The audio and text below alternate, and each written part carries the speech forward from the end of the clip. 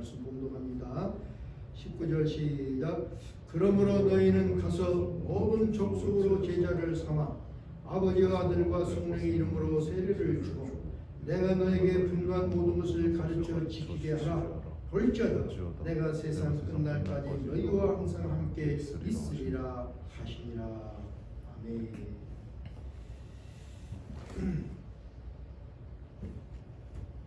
네, 주님의 성령 주님의 성령 지금 이곳에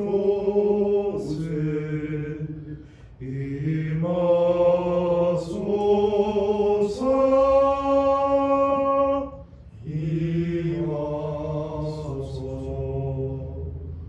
주님의 성령 지금 내 맘에 임하소서.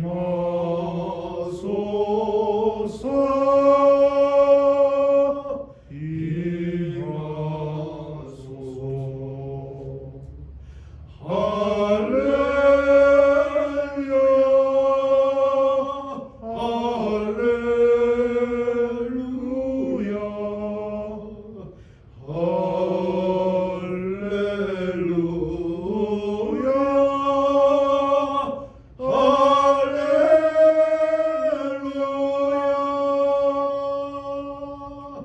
할렐루야.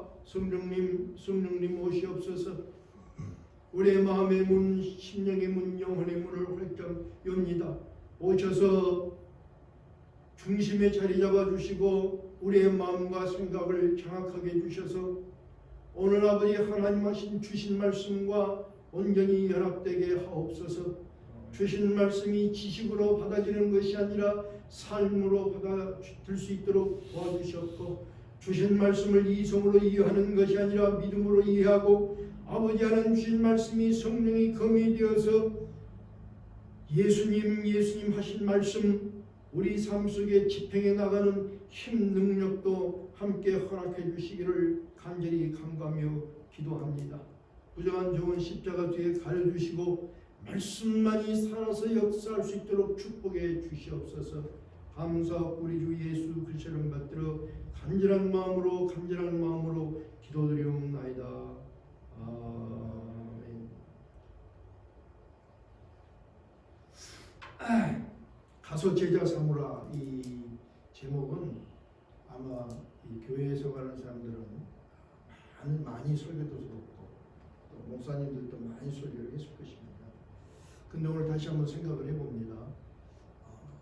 나는 예수님의 제자인가?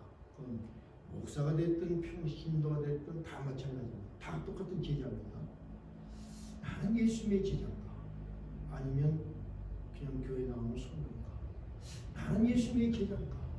아니면 목회라는 직업을 가진 그냥 영적인 지도자인가? 생각 한번 해봅니다. 나는 예수님의 제자로서 무엇을 하고 있는가? 예수님이 부탁하시고 당부하신 제자들이 당부하신 것이 무엇인가? 그 말씀을 이루기 위해서 나는 몸부림을 치고 있는가? 이런 것들을 우리가 오늘 한번 생각해 볼 수 있기를 바랍니다. 이 시대가 참 혼란한 시대입니다. 이 시대에 우리가 해야 할 일은 무엇인가? 이런 거 오늘 한번 생각해 봅니다. 지금 시대가 많이 바뀌었습니다. 그 시대가 엄청나게 빨리 바뀝니다. 마치 공상과학에서 공상으로만 생각했던 지금은 마하 시대입니다. 마하. 빛의 속도, 마하 시대를 우리가 살고 있습니다. 뿐만 아니라 인공지능 시대가 접어들어서 인공지능 시대, 로봇의 시대를 지금 우리가 살고 있습니다. 그래서 이제는 그 소형 핵탄두를 탑재한 미사일이 마하 10의 초고속으로 날아오면 그것을 요격하는 방법이 없답니다. 오직 방법은 뭐냐면 선제 타격이 지금 하나의 방법, 방어의 개념으로 바뀌어가고 있습니다. 그런데 선제 타격이나 이 방어 개념이 이제는 폭탄의 심지가 되어서 이 세상은 서로를 더욱더 의심하고 곤충 방아쇠에 손을 걸고 사는 곤충 방아쇠에 손을 걸고 상대방을 의심의 눈으로 보면서 사는 그런 시대예요. 뿐만 아니라 데이터의 대량화, 컴퓨팅 파워, 초고속 인터넷으로 인공지능 기술은 급속히 이루어지고 그 끝은 알 수가 없습니다. 어디까지 갈지. 그런 시대에 우리가 살고 있습니다. 자, 우리 한번 생각합시다. 이런 초고속, 초인공지능 시대에서 인간이 잃어버릴 수 있는 가장 중요한 것은 무엇일까요? 엄청 편리해지잖아요. 아마 목사님 우리 죽기 전에 자동차 비행기 있잖아요. 아마 탈 수 있을 것 같아요. 한 10년만 지나면 이제 집에서 교회 올 때 비행기 타고 와요. 자동차 비행기. 굉장히 편리한 시대인데 여러분 한번 생각해봐요. 현성 형제님 지금 시대가 엄청나게 발전한 시대인데 이때 인간이 잃어버릴 수 있는 것이 뭘까? 잃어버릴 것이 없을까? 인간성. 발달할수록 빨리 갈수록 로봇화가 될수록 무엇을 잃어버리냐면 인간의 존엄성과 인간다운 삶이 잃어버리는 거예요. 지금 우리가 그런 시대에 살고 있어요. 그렇다면 우리가 해야 할 일은 무엇인가 이렇게 생각합니다. 지금 재밌는 운동이 하나가 있는데 여러분 슬로우 CD 운동이라는 거 들어보셨어요? 지금 세계 곳곳에서 세상이 너무 빨리 가니까 이 슬로우 CD 운동이 좀 활발하게 벌어지고 있다고 합니다. 이 슬로우 CD 운동은 1999년 이탈리아의 그레베 인 키안티에서 시작이 되었는데 그 주장들은 이런 것이 주장을 요약하면 이런 것입니다. 지금 인류는 속도 전쟁의 전사들처럼 살고 있다. 속도는 경쟁을 전제로 한다. 경쟁은 더 크고 더 빠른 것을 요구한다. 그렇죠? 그런데 오늘날의 생태적 재앙은 이 속도 경쟁이 불러온 산업화의 산물이다. 결국에는 이 속도로 만들어진 산업화의 산물이 생태적 재앙을 가져왔다. 그것이 결론입니다.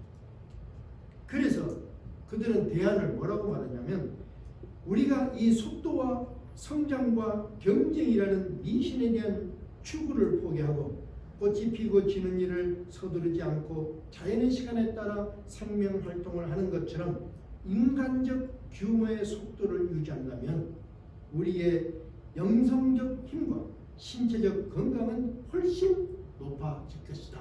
이렇게 주장을 하면서 천천히 가자. 세상의 그 속도를 따라가지 말고 우리는 자연에 맞춰서 천천히 가자는 슬로우 CD 운동이 전개되고 있는데 지금 현재까지 11개국 97개의 도시로 확대되어 가고 있다고 합니다. 한국에도 2도시가 이 슬로우 CD 도시로 선정이 되었다고 합니다.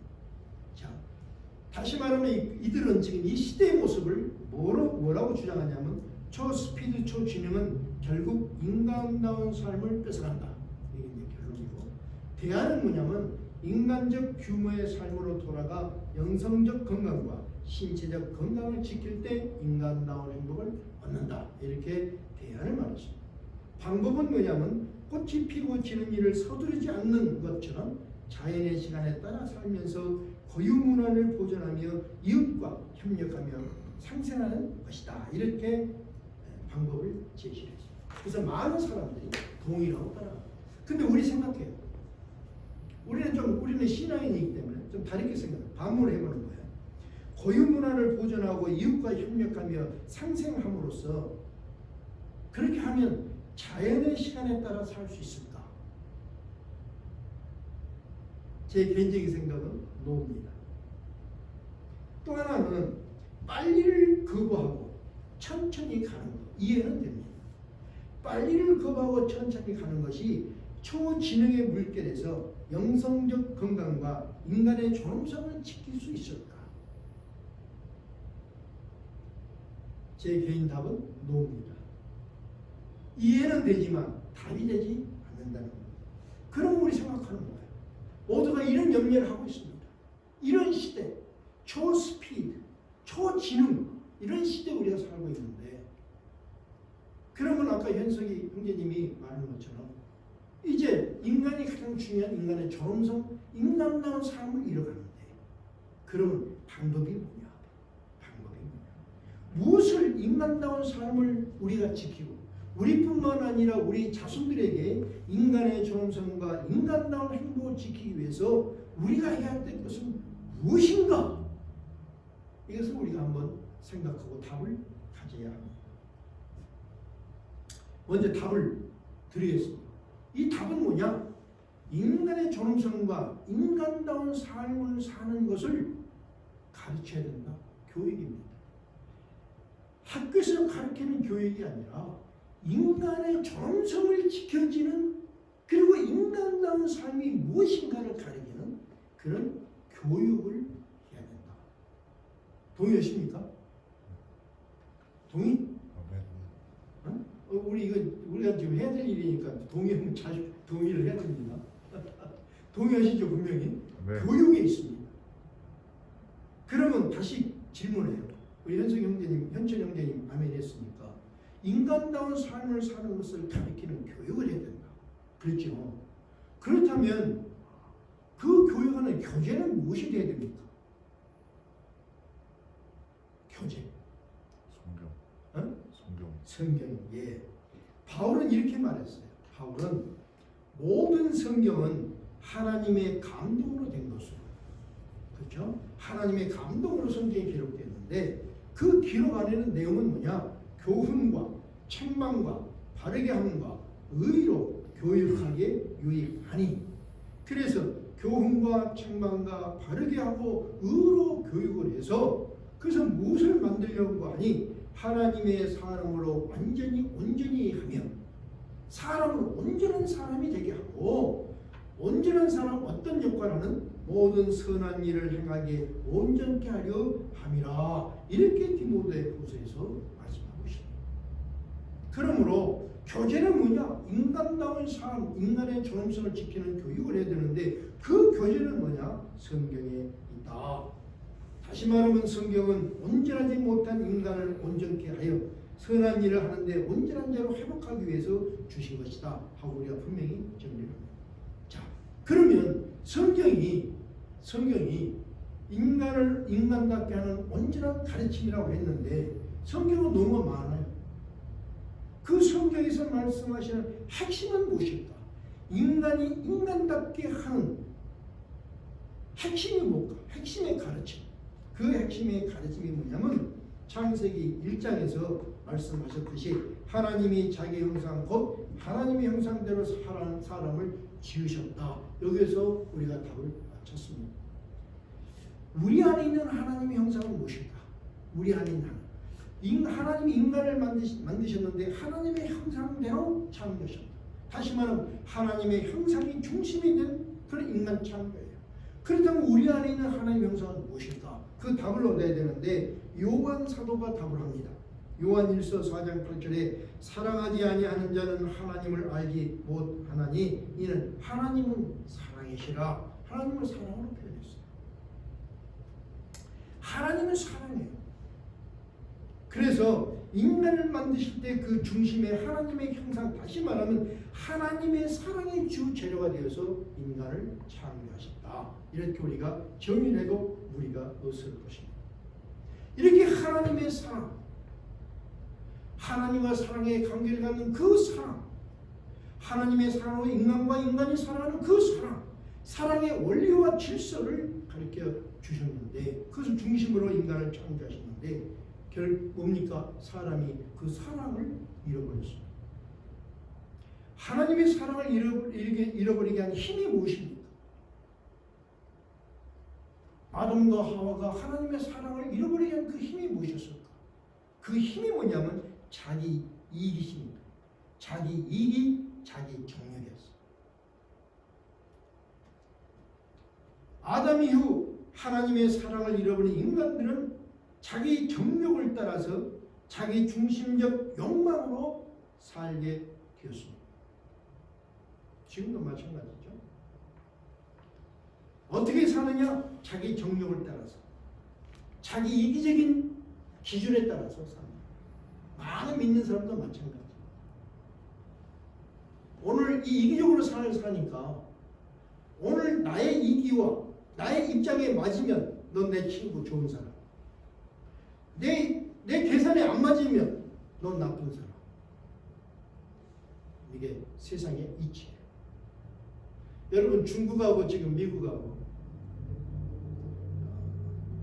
전쟁하고 있죠. 총 쏘는 것은 아니지만 전쟁하고 있죠. 그 모습을 한번 자세히 보면 얼마나 재밌어요.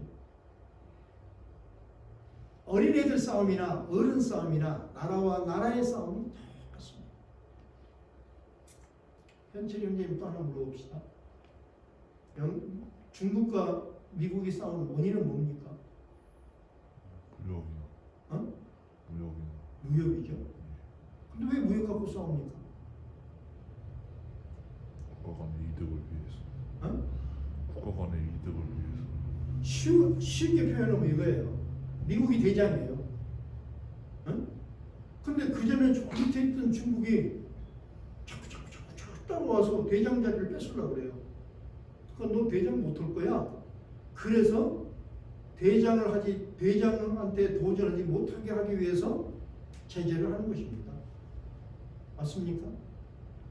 그러니까 혼자만 싸우는 게 아니라 친구를 불러요. 영국도 부르고 호주도 부르고 일본도 부르고, 야 친구들아, 쟤가 나한테 까불어, 우리 다구리 놓자, 지금 부르고 있는 거예요. 중국도 친구를 부르는데 마땅한 친구가 없어요. 그래서 몰리는 거예요. 참 재밌는 거잖아요. 그러면 그 중심에 뭐가 있습니까? 미국은 미국의 이기와 이기가 있고 중국은 중국의 이기십니다. 모든 원인은 자기 중심적 욕망이에요. 미국이 내가 패권을 잡고 앞으로 100년, 앞으로 500년도 대장으로 살겠다. 그게 뭡니까? 자기 욕망이에요. 맞습니까? 모두가, 나라도, 개인도 마찬가지예요. 나에게 맞으면 친구, 나에게 섭섭하면 섭섭하다. 왜 그렇습니까? 하나님에 대한 사랑을 잃어버렸기 때문에, 내 창조의 하나님의 형상을 잃어버렸기 때문에. 그래서 자기 중심적 욕망에 맞지 않으면 미워하고, 자기 중심적 욕망을 빼앗기지 않으려고 경쟁을 하고 싸움을 하는 것입니다. 이런 인간들의 관계가 마치 뭐라고 우리가 표현할 수 있냐면, 고슴도치 두 마리가 살고 있는데 추우니까 서로에게 가까이 붙습니다. 서로에 가까이 붙으면 어떡합니까? 가까이 붙을수록 상대의 가시가, 그리고 자기의 가시가 상대를 찌릅니다. 그래서 가까이 하고 싶은데 가까이 안 되는 거예요. 그런 모습으로 지금 하나님의 형상을 잃어버린 인간들의 삶의 모습이 되었습니다. 그래서 아까 현석 형제가 말한 것처럼 인간의 존엄성을 회복하는 방법은 뭐냐? 인간의 존엄과 인간다운 행복은 어떻게 얻을 수 있느냐? 하나님의 형상을 회복해야 됩니다. 하나님의 형상이란 뭐냐? 하나님에 대한 사랑, 그리고 이 하나님의 사랑을 가지고 인간과 갖는 사랑을 말하고 있습니다. 이것이 회복되어야 되는 것입니다. 자, 한 가지는 이렇게 큰 대목을 우리가 맞췄습니다. 우리가 분명히 답을 얻었죠. 우리가 하나님의 형상을 회복해야 됩니다. 하나님의 형상은 하나님에 대한 사랑, 그 하나님의 사랑을 가지고 인간과 인간이 맺는 사랑의 질서, 이것만이 인간의 존엄성을 회복할 수 있다. 나의 나다운 인간다운 삶을 살 수 있는 길, 이것이 오직 한 가지다. 그래서 이렇게 결론을 딱 지어놓고 두 번째로 한번 다시 한번 질문하면서 생각합니다. 다시 한번 여러분에게 질문합니다. 여러분 정말 여러분은 예수님의 제자입니다. 제자라면 제자와 제자가 아닌 자들의 차이는 뭡니까? 제자는 선생님의 뜻을 완성시키는 거예요. 그것이 제자입니다. 선생님의 뜻과 나의 뜻이 틀리면 그건 제자가 아닙니다. 우리가 정말 예수님의 제자라면 예수님께 배운 것이 무엇입니까?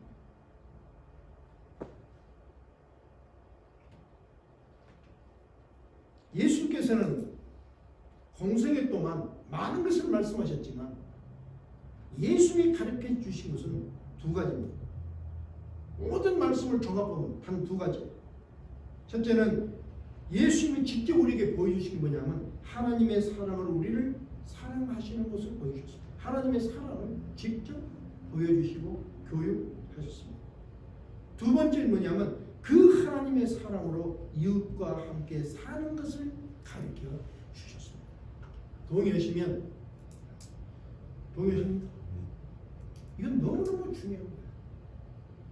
하나님의 사랑, 이것을 가르쳐 주셨어요. 그리고 하나님의 사랑으로 함께 사는 것을 가르쳐 주셨어요. 내 이기심이 아니라 그것이 가장 인간다운 삶을 살고 인간의 존엄을 지킬 수 있다는 거예요. 그리고는 예수님이 선언하신 것이 뭐냐면 내가 곧 길이요 진리요 생명이다. 내가 곧 길이요 진리요 생명이다. 다시 말하면 뭡니까? Only one way를 말씀하고 있습니다. 인간의 존엄, 인간다운 삶의 길은 오직 한 가지, 하나님의 사랑을 회복하는 거예요. 그리고 하나님의 사랑의 질서를 가지고 나눠 살 때 인간다운 삶이 지켜진다. 아무리 초고속 시대가 오고 아무리 초지능 시대가 온다 할지라도 내가 하나님의 형상을 회복한다면 그런 어려운 환경 속에서도 우리가 인간다운 삶을 지킬 수 있다. 이렇게 우리가 답을 먼저 얻습니다. 그러면 우리 선생님 예수님이 제자들에게 당부하신 말씀이 있어요. 너희들이 이제 이루어야 할 것이 있다. 너희가 내 제자라면 그 말씀이 뭐냐면은 너희는 가서 모든 족속으로 제자를 삼아 아버지 아들과 성령의 이름으로 세례를 주고 내가 너에게 분부한 모든 것을 가르쳐 지키게 하라. 볼지어다 내가 세상 끝날까지 너희와 항상 함께 있으리라. 이것이 예수님의 명령이에요. 누구에게 주신 명령? 제자에게 주신 명령. 자, 오늘 이 말씀 우리 여러분 다시 한번 생각해 보십시다. 너희는 가서 모든 족속으로 제자 삼으라. 교인 삼으라고 말하는 게 아닙니다.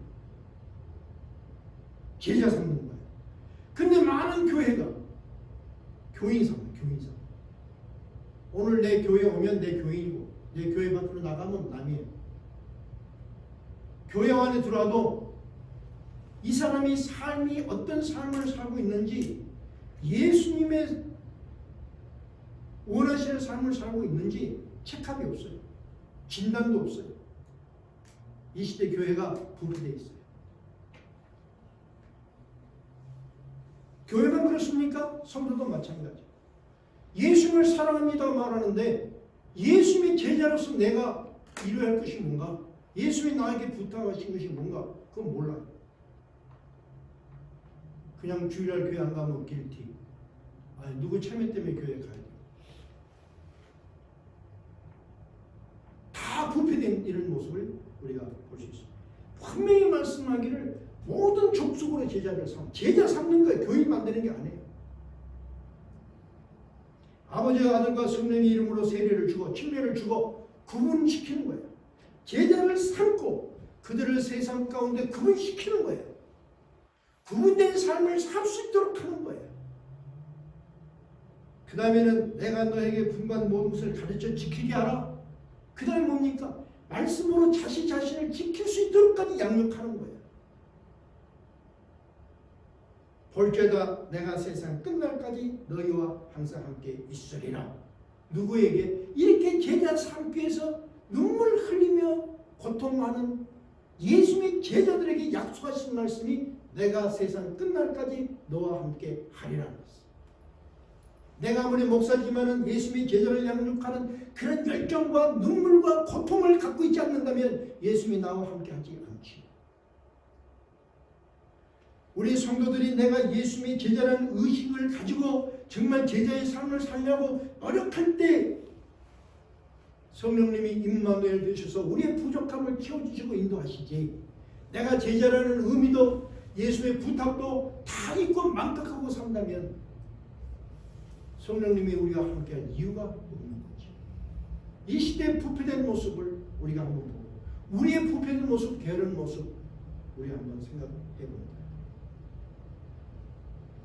내가 너에게 분부한 모든 것, 명령의 핵심이 뭐냐면 내가 너에게 분부한 모든 것이다.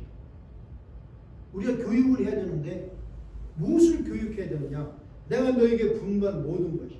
예수님이 분부한 모든 것을 요약하는 아까 말씀대로 하나님과 사람과의 관계에서 지켜야 할 사랑의 원리, 하나님의 사랑, 인간과 인간들 사이에서 실행돼야 할 사랑의 질서, 하나님의 사랑으로 살아야 할 사랑의 질서, 이 두 가지를 예수님이 가르치십니다. 그래서 바울은 디모데 목사에게 아들이죠, 자기 제자죠, 뭐라고 말했냐면 간절히 당부를 하고 명령을 했습니다. 디모데후서 4장 1절 2절에 하나님 앞과 살아있는 자와 죽은 자를 심판하실 그리스도 예수 안에서. 자, 심판자, 너 이렇게 못하면 그 심판받는다, 평가받는다. 자기 아들에게 말하는, 너 평가받아. 하나님 앞에 자기 평가받아. 예수에게 평가받을 거야. 무엇으로 평가받냐면 그가 나타나실 거와 그의 나라를 두고 엄히 명하노니 너는 말씀을 전파하라. 말씀을 전파하는데 어떤 말씀을 전파해야 되느냐? 하나님의 사랑, 그 하나님의 사랑과 이웃과 함께 나를 사랑하는 사랑의 질서, 이것을 전파하고 가르치라고 말씀합니다. 여러분, 우리가 성경을 많이 아는 것 중요합니다. 성경을 통독하는 것 중요합니다. 그런데 성경을 통독해도 예수님이 말씀하신 핵심을, 하나님의 사랑을 알지 못한다면 성경 통독 100번이 무슨 의미가 있습니까? 창세기부터 원어를 통해서 원어를 가리키는데 원어를 가리켜도 이 본질을 알지 못한다면 그것이 무슨 의미가 있습니까? 다 헛된 것이죠. 종교적인 허울이죠. 이 말씀을 받은 자들에게 행동 지침을 주셨는데 가라, 세례를 주라, 제자를 삼으라, 가르치라, 행동 강령까지 주셨습니다. 이 행동 강령 네 가지인데 가라, 제자를 삼으라, 세례를 주라, 가르치라 그랬는데 네 가지 행동 지침에서 주 동사는 뭐냐면 제자를 삼으라. 하나님의 말씀의 중심은 하나님의 사랑입니다. 행동 강령의 중심은 뭐냐면 제자를 삼으라는 거예요. 다시 말하면 예수님이 가르치는 모든 말씀, 그것을 가르치고 그것을 심기 위해서는 어떻게 하냐면 제자를 삼는데, 제자를 삼기 위해서 가고, 제자로 삼기 위해서 가르치고, 제자로 삼아서 친밀도 구분하고, 제자로 자신을 지킬 수 있게 하라, 교육 방법과 목표를 알려준 것입니다. 이것이 성도가 지켜야 할 것이고, 이것은 목사만 있는 것이, 목사만 하는 것이 아니라 우리 다 함께 이것을 배우고 함께 가르치는 자가 되어야 됩니다. 배우면서 가르치는 자가 되어야 되는 것입니다. 제자를 삼기 위해서 가는 거예요. 그냥 교인을 삼기 위해서 가는 것이 아니라 저 사람을 내가 예수님의 제자로 만들어야 되겠다. 그러면 어떻게 됩니까? 10분이고 20분이고 100분이고 찾아가서 그 생명을 구원해야지. 성경 공부 한 번입니까? 10번이고 20번이고 해서 말씀을 제대로 삼기 위해서 가르치는 거죠. 내 지식을 전달하는 것이 아니라 제대로 삼기 위해서 가르치는 거예요. 결국은 이 제자들이 살아가는 삶의 방법까지 가르쳐서 세상과 구분될 수 있게끔 한 양육이에요. 그리고는 성인으로, 제자로 자신을 스스로가 지킬 수 있는 영적인 성인으로까지 만들어야 할 책임을 말씀하고 있습니다. 제자의 디사이플이라는 말의 어원은 훈련, 디스플린에서 근거가 어원이 시작된 것입니다. 디스플린이 훈련에서 제자가 나왔습니다. 다시 말하면 한 사람이 그리스도인으로 태어나는 것은 전적으로 하나님의 은혜지만 그 그리스도의 제자로 성장하기 위해서는 훈련을 통해서 만들어지고 훈련을 통해서 만들어지는데 그것을 누구에게 부탁했냐면 예수님의 제자들에게 부탁을 하셨어요. 그런데 후안 카를로스 오르티즈라는 사람은 그의 책 제자입니까에서 이런 말을 합니다. 잘한다 하는 것과 살이 찐다는 것은 구분이 돼야 된다. 살이 찌는 것은 비만의 병이다. 비만병.